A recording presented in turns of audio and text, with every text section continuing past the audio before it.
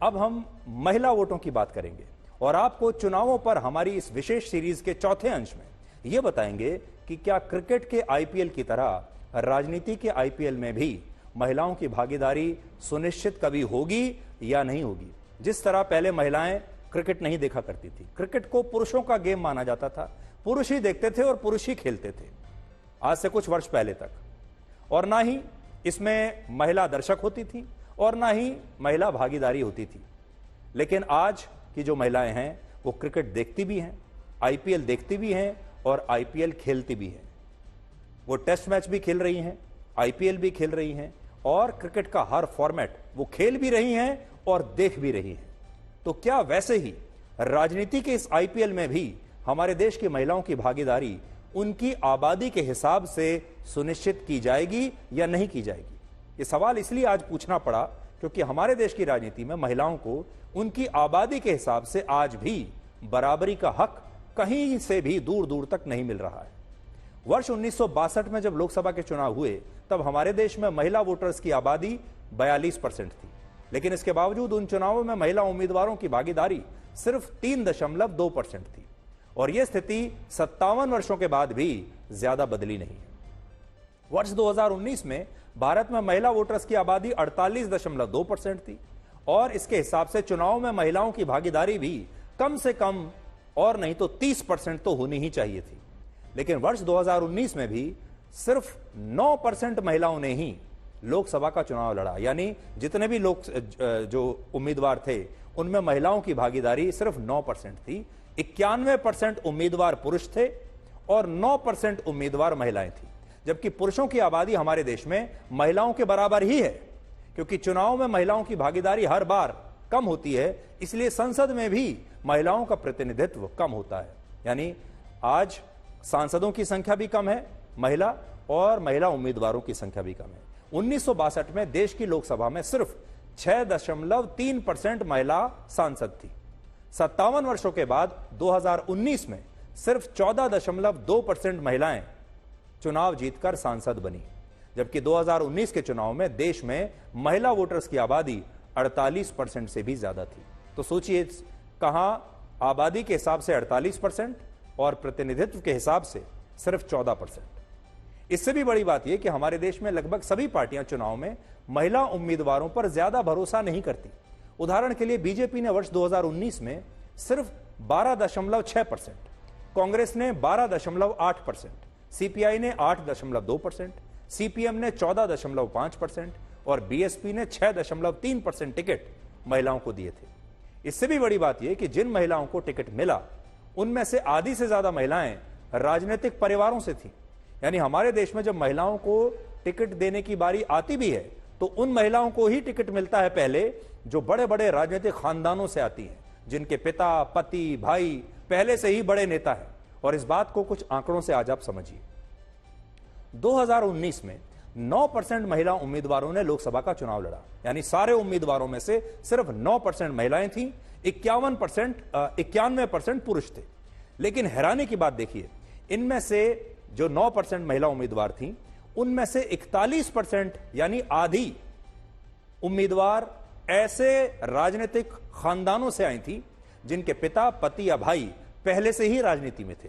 और जो महिला उम्मीदवार चुनाव जीतने में सफल हुई उनमें से 30% राजनीतिक परिवारों से आने वाली महिलाएं थी। यानी हमारे देश की जो राजनीति है उसमें महिलाएं अगर आ भी रही हैं तो वही महिलाएं आ रही हैं जिनके परिवार पहले से ही बहुत बड़े राजनीतिक खानदान हैं। ऐसी महिलाएं बहुत कम आ पाती हैं आज भी जो राजनीतिक खानदानों से नहीं है, जो कि एक आम महिला है। इसी तरह वर्ष 2014 में 42%, 2009 में 69% और 2004 में लोकसभा का चुनाव जीतने वाली 58% महिलाएं बड़े बड़े राजनीतिक खानदानों से थी। और इससे आप समझ सकते हैं कि हमारे देश में अब भी मौलिक रूप से आम महिलाओं को राजनीति में मौका नहीं मिलता, क्योंकि अगर राजनीतिक परिवारों की महिलाओं को ही चुनाव में मौका मिल रहा है तो यह राजनीति में महिलाओं की असली भागीदारी नहीं मानी जाएगी। और इस बार भी ऐसा ही हो रहा है। इस बार के चुनाव में ज्यादातर पार्टियों ने राजनीतिक परिवारों की महिलाओं को ही लोकसभा का उम्मीदवार बनाया है।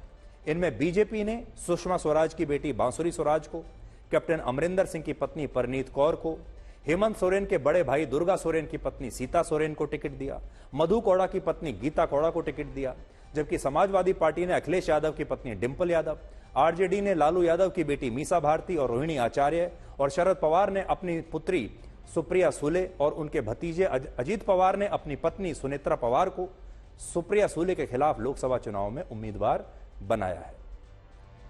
बीजेपी ने एक अपवाद किया है और एक अच्छा काम किया है जिसकी तारीफ होनी चाहिए। बीजेपी ने पश्चिम बंगाल में संदेश खाली की एक पीड़ित महिला रेखा पात्रा और हैदराबाद सीट से माधवी लता को अपना लोकसभा का उम्मीदवार बनाकर इस परंपरा को तोड़ने की कोशिश की है। लेकिन अब भी इस व्यवस्था में बड़े बदलाव लाने की आवश्यकता है। 1, 2, 4 उम्मीदवारों से कुछ नहीं होगा।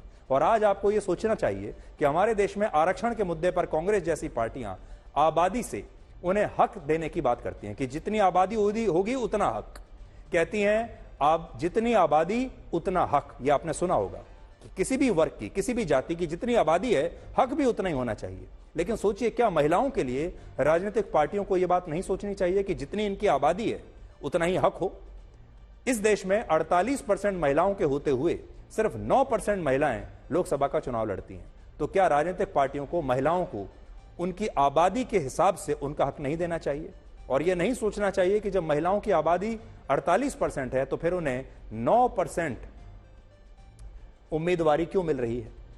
पिछले साल मोदी सरकार ने, इसका एक कारण यह है कि हमारे देश के जो नेता हैं और राजनीतिक पार्टियां हैं वो आज भी महिलाओं को एक वोटर के तौर पर तो देखती हैं, लेकिन एक नेता के तौर पर नहीं देखती, एक सांसद के और विधायक के तौर पर महिलाओं को नहीं देखती। वो चाहती हैं कि महिलाएं एक वोटर के तौर पर वोट देती रहें। और इसके लिए हमारी बहुत सारी पार्टियों ने, खासतौर पर बीजेपी ने हाल के 10 वर्षों में खास तौर पर महिलाओं के लिए बहुत बड़ी बड़ी योजनाएं लागू की हैं। वो सिर्फ इसलिए ताकि महिलाएं खुश रहें, महिलाओं का फायदा हो, उनका हित हो, समाज में उनकी जो स्थिति है और बेहतर हो, और वो इन पार्टियों को वोट दे दें, लेकिन चुनाव लड़े नहीं। पिछले साल मोदी सरकार ने लोकसभा और राज्यसभा की विधानसभा में महिलाओं को 33% आरक्षण देने के लिए कानून बनाया है और यह कानून वर्ष 2029 के बाद लागू होगा। और इसके बाद महिला सांसदों की जो भागीदारी अभी 14% है वो कम से कम 33% तो सुनिश्चित हो ही जाएगी। ये एक बहुत बड़ा कदम है भारत की राजनीति में। लेकिन यहां एक मौलिक सवाल यह भी है कि क्या आरक्षण से महिलाओं को राजनीति में कभी भी बराबरी का हक मिल सकता है? आरक्षण से हमारे देश में आज तक जितनी भी जातियों और समुदायों को उनके सशक्तिकरण के लिए आरक्षण दिया गया है, जितने भी कमजोर जातियों और कमजोर वर्गों को आरक्षण दिया गया है, वो आरक्षण एक बार देने के बाद कभी वापस नहीं लिया गया। और ये ऐसा कभी नहीं हुआ कि आरक्षण देने से कोई जाति सशक्त हो गई और फिर उससे आरक्षण वापस ले लिया गया हो। तो इस बात को आप सोचिएगा कि हमारे देश में बहुत सारे कमजोर वर्गों को और पिछड़ी जातियों को आरक्षण दिया जाता है। यह आरक्षण इसलिए दिया जाता है ताकि वो भी मुख्य धारा में आ सकें और वो भी बाकी की जो सामान्य वर्ग की जातियां हैं उनके बराबर आकर खड़े हो सके। और यह व्यवस्था लगभग 77 साल से चली आ रही है। पर अब आप ये सोचिए कि एक बार हमने किसी को अगर आरक्षण दिया तो वो आरक्षण दोबारा कभी हमने वापस नहीं लिया, वो आरक्षण आज तक चल रहा है। इसका क्या कारण हो सकता है? एक कारण तो यह हो सकता है कि जिनको भी आरक्षण मिला वो आज इतने साल बाद भी, 77 वर्ष के बाद भी, आज भी वो इस काबिल नहीं हुए हैं कि वो मुख्य धारा में आ सकें। आज भी वो इतने काबिल नहीं हुए हैं कि वो सामान्य वर्ग के लोगों के साथ आकर खड़े हो सके। इसका मतलब यह है कि आरक्षण वो काम नहीं कर पाया जो उसे करना चाहिए था। या तो हम ये मान लें और या फिर हम ये माने कि वो लोग आज बराबरी में आकर खड़े हो गए हैं, सशक्त हो चुके हैं, लेकिन तब भी आरक्षण को वापस नहीं लिया जा सकता क्योंकि आरक्षण अब चुनाव जीतने का एक बहुत बड़ा हथियार बन चुका है। तो ये हमें सोचने की आवश्यकता है।